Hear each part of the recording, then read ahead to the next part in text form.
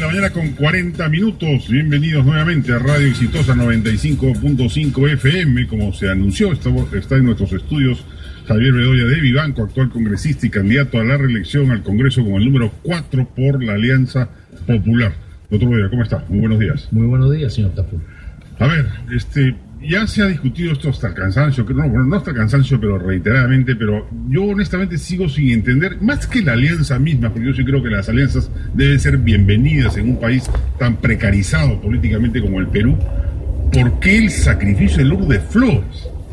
He querido invitarla a ella para preguntárselo, en tanto no venga, digamos, se lo pregunto a usted, digamos, porque el PPC pudo ir a la alianza tranquilamente con el APRA y no quemar su mejor carta presidencial a futuro.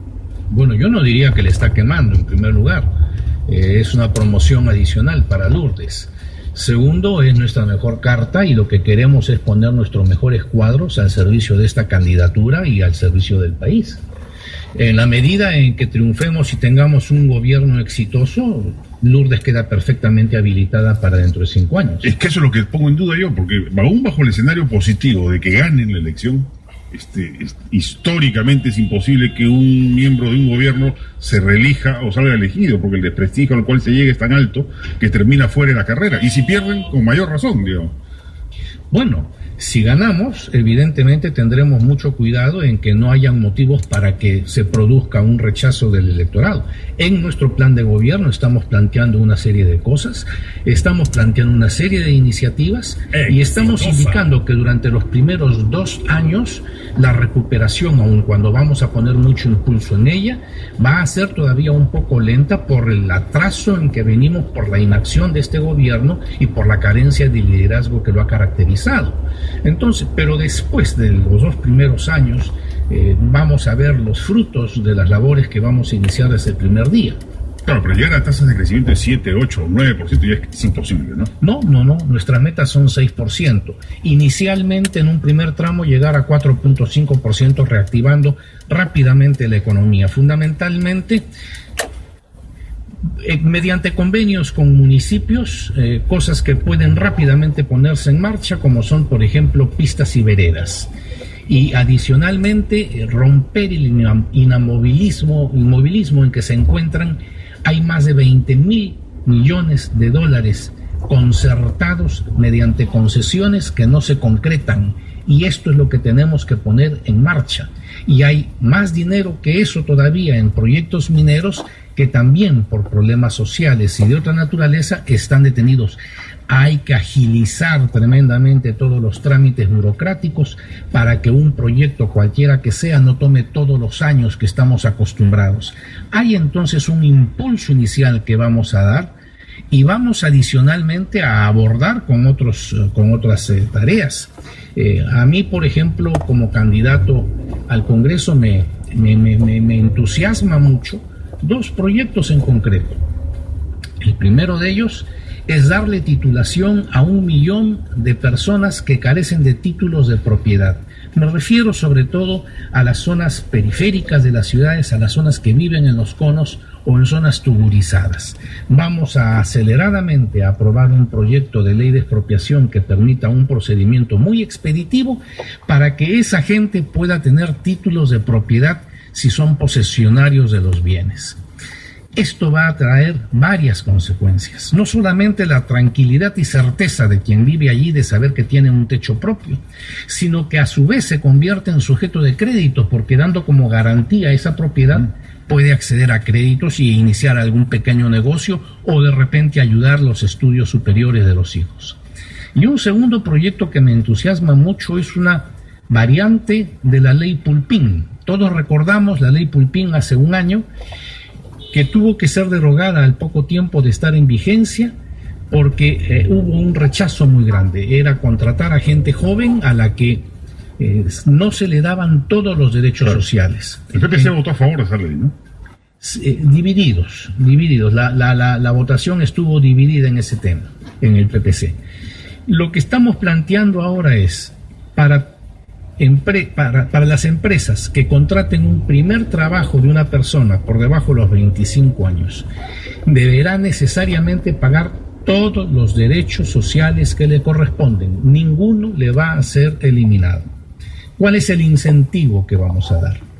Que las empresas que así contraten esas personas podrán deducir del impuesto a la renta lo que les haya costado el contribuir a esos derechos sociales. Se nos podrá decir entonces que el fisco va a dejar de percibir recursos. Nosotros creemos que no. Probablemente en una primera etapa vía las acotaciones al seguro social. Se deducen del impuesto, o se deducen de la base imponible. Del impuesto mismo. Del impuesto. O sea, si yo contrato un trabajador por 1.000 soles y tengo que pagar 40 soles de impuestos, esos 40 los deduzco de los impuestos que tengo que pagar. Así los es. reduzco directamente. Ese es el proyecto que estamos presentando o que vamos a presentar.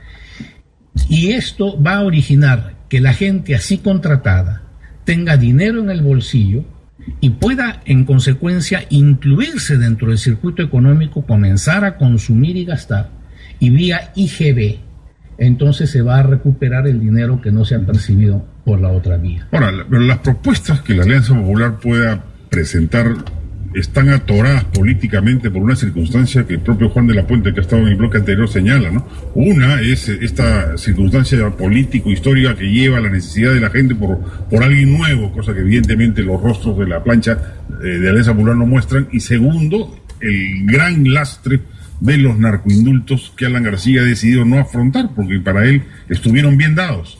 Y no va a dar marcha atrás en eso. Cada vez que se le ha preguntado, insiste en que eso fue una buena medida. Y no, por ende, exigirle disculpas, porque ese es un despropósito, ¿no? Empiezo por lo segundo. Tengo entendido que por un solo caso es que ha sido condenada la persona que incurrió en esos malos usos del indulto presidencial, ¿verdad? Y en todo caso, todo esto fue al Poder Judicial y ahí se ha determinado las responsabilidades. No, claro, pero el tema no es crítico solo porque haya habido eventual corrupción, sino como política de Estado, es lo que ha generado y genera hasta ahora la crítica de la población, ¿no? Bueno, pero Alan García también ha dicho claramente que en lo sucesivo va a haber un comité integrado fundamentalmente por las iglesias, que son los que van a evaluar y van a sugerir los indultos que procede. O sea, se está autocolocando una limitación a las facultades presidenciales que tiene para dar mucho más transparencia y claridad a esto.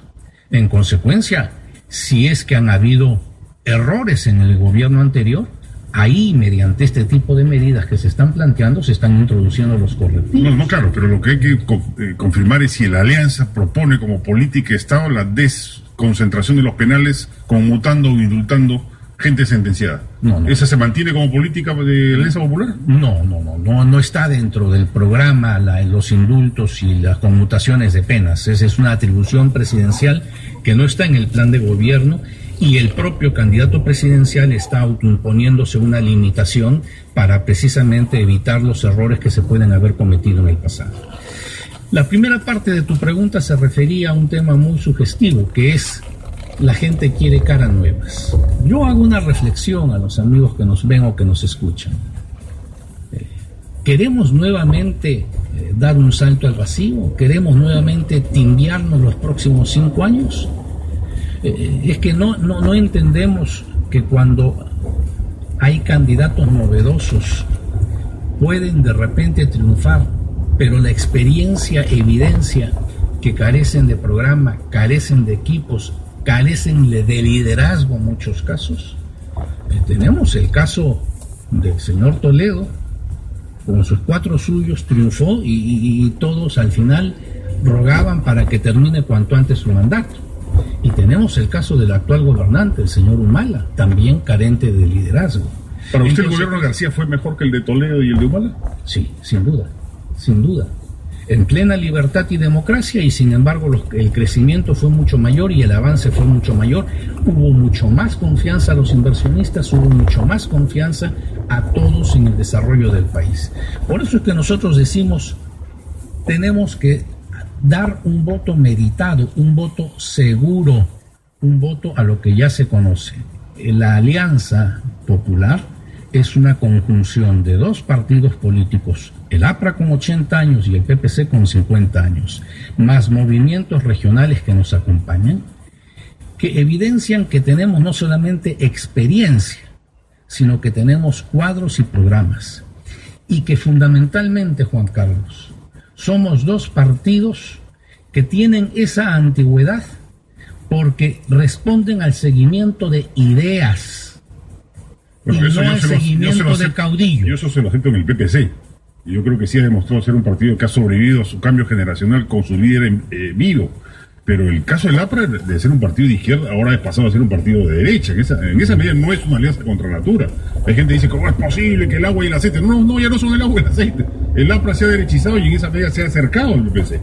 Bueno, el PPC sí mantiene una identidad histórica de toda la vida. Lo que pasa es que el APRA ha evolucionado y hubo una clarísima y marcada diferencia entre el primer y segundo gobierno de Alan García, ¿verdad? Entonces, ¿nosotros con quién estamos pactando? Con el APRA, que refleja nuevas políticas, que se ha ayornado, que se ha modernizado, que ha actualizado sus programas, y en donde evidentemente hay mucho más puntos de coincidencia y cercanía que discrepancias. No, claro que sí. Hay puntos de diferencia que se mantienen, vaya que sí. Somos dos partidos independientes, somos dos partidos distintos. ¿En qué difieren? Hay temas que difieren y en donde hemos preferido no tocarlos en el plan de gobierno, porque no queremos establecer... Porque inclusive en términos morales, estos proyectos denominados morales, porque implican temas de conciencia, como unión civil... A ello me refiero. ¿Pero en eso también ha habido coincidencia o ahí sí el APRA tiene una posición ahí lo que por efectos de alianza ha subsumido, digamos? Yo tengo entendido que en eso el APRA en su momento dejó a su gente en libertad de votar de acuerdo a conciencia. En el caso del PPC, nosotros hemos sido muy claros y muy definidos en la lucha por la defensa de la vida y en la lucha por la defensa de la familia. Y cuando estos proyectos de ley han sido debatidos en el seno de las comisiones y en el Pleno del Congreso, cuando se vieron en la Comisión de Justicia que preside Juan Carlos Seguren del PPC, nuestra posición fue clara y terminante. Y cuando posteriormente estos proyectos pasaron a la Comisión de Constitución, que soy el representante del PPC en esa comisión, nuestra posición también fue muy clara. Pero en fin, o sea, nosotros apostamos por la vida, o sea, no estamos de acuerdo con el aborto, nosotros apostamos por la familia y en consecuencia no estamos de acuerdo con un matrimonio gay. Que sí se le deben de reconocer ciertos derechos patrimoniales y asistenciales como a toda persona, pero de allí a que sea un matrimonio y de allí a que, por ejemplo, puedan tener derecho a adoptar criaturas, no compartimos esa política. Como en ese punto el APRA no tiene una posición definida y han habido pareceres distintos al interior de su propio partido, este es uno de los temas que no está previsto, no está dicho en el programa de gobierno, en el plan de gobierno, porque hemos preferido dejar los temas en los cuales no hay plena coincidencia a un lado. Ahora, ese es el sesgo, el matiz conservador del PPC, pero junto a ello el PPC también ha sido un partido que proponía desde el inicio de su vida partidaria grandes reformas en el país, las cuales no se han hecho. Fujimori hizo algunas parcialmente, pero queda una primera ola de reformas, una segunda ola completa de reformas, y las denominaste reformas de última generación. El APRA no ha hecho ninguna cuando ha sido en el gobierno, ni en su primero ni en su segundo gobierno, ni por la izquierda ni por la derecha. Esa gran idea o meta u objetivo histórico del PPC será arreado también en un eventual tercer gobierno de Alan García. No. Si usted revisa el plan de gobierno, aun cuando no entramos a desarrollar específicamente el desarrollo de las reformas, allí decimos claramente que vamos a las reformas de segunda generación. Porque Alan García, que estuvo aquí en nuestros estudios, él nos dijo que no, yo no creo en grandes reformas. Bueno, lo dijo abiertamente, yo le reconozco, eso sí, su sinceridad conservadora. O sea, él no cree que haya necesidad de hacer golpes dramáticos de gestión en ningún sector. El PPC tampoco lo considera así. No. Nosotros creemos que tiene que seguir avanzándose en las reformas. Se ha dado un primer avance desde los años 90, pero es un proceso, y así lo decimos en nuestro plan de gobierno, inconcluso. Hay que terminarlo, hay que consolidar y hay que avanzar. ¿Por qué el PPC ha sacrificado cuadros vinculados a Lourdes Flores de manera tan ostensible? ¿Era parte del acuerdo también que con esta alianza el sector castrista tomase el poder y el sector lourdista lo perdiese? No fue objeto de conversación al interior de la alianza. Lo que pasa es que en el estatuto del PPC se estipula que los candidatos que son elegidos para el Congreso Nacional, primero hay una convocatoria en que cada militante un voto en asambleas distritales y cada distrito presenta 3 propuestas, una terna de propuestas. En el caso de Lima, por ejemplo, los 41 distritos, cada comité distrital en asamblea de un militante un voto elegían una terna. Este banco de nombres de 120 personas aproximadamente, en donde un comité podía repetir la candidatura propuesta por otro comité, por lo cual el número era de repente menos. Este banco de datos era alcanzado a una asamblea que era la que decidía quiénes y en qué orden iban en la lista. Esta asamblea también era elegida mediante el sistema de un militante un voto.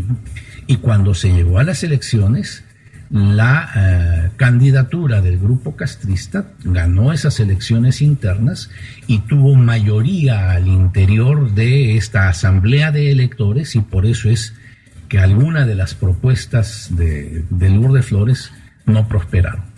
Claro, pero eso ocurrió en una circunstancia en la cual hubo hasta amagos de renuncia. Usted mismo, entiendo, que dejó entrever la posibilidad de que si estas decisiones internas se imponían manu militari, usted estaba dispuesto a salir del partido. Hay 2 preclaros representantes del sector de Lourdes, como Alberto Bengolé y Marisol Prestello, que no están. Alberto Valenzuela ha sido tachado, según él mismo denuncia.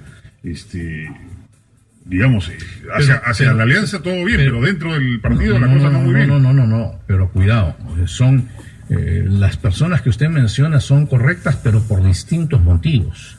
En el caso de Bengolea como Marisol Perestello, ellos expresaron no estar de acuerdo con la alianza y en consecuencia acataban lo que el partido decidió, pero no participarían como candidatos a la reelección. Ese es el motivo por el cual ellos desde un inicio no han participado en las elecciones internas. ¿Y eso se sabía de antemano? Sí. Se sabía en el caso de Marisol Perestello, pero en el caso de Bengolea también se sabía. Con menor énfasis, pero también lo había dejado traslucir.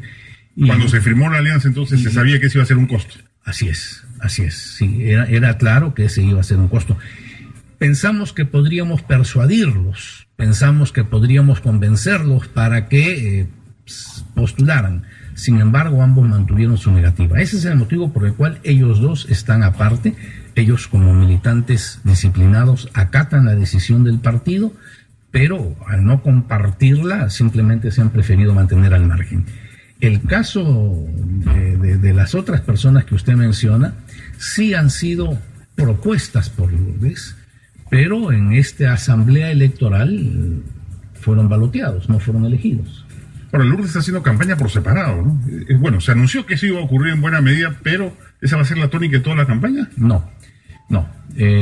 Vamos. En enero, Lourdes ha estado fundamentalmente concentrada en Lima. En febrero va a recorrer toda la costa sin dejar Lima. Por ejemplo, hoy día tenemos una presentación en Atemitarte, pero fundamentalmente se va a dedicar a recorrer la costa. Y en marzo los 2 van a estar haciendo giras comunes. Ya en común. ¿Ricardo Ghibellini y Hugo Otero son asesores de la campaña también de Lourdes o las estrategias se manejan por separado? No te podría decir. Ellos son los asesores de la campaña presidencial. Presumo que de allí ha nacido esta división de roles dentro de la campaña para multiplicar presentaciones y mensajes. ¿Por quién más va a votar Javier Bedoya de Blanco en las listas al Congreso de la Alianza Popular? Aparte de sí mismo, por supuesto. Me parece bien, ha dicho hay gente que dice, no, yo jamás. Por lo contrario, si uno confía en sí mismo, tiene que votar por uno, ¿no? No quepa la menor duda que mi primer voto preferencial va a ser por el número 4, que es el número que yo llevo. El segundo voto no lo tengo definido, pero me inclino a pensar que debe ser por el número 36, que es Andrea Lanata. Ajá, muy buen voto, muy buen voto.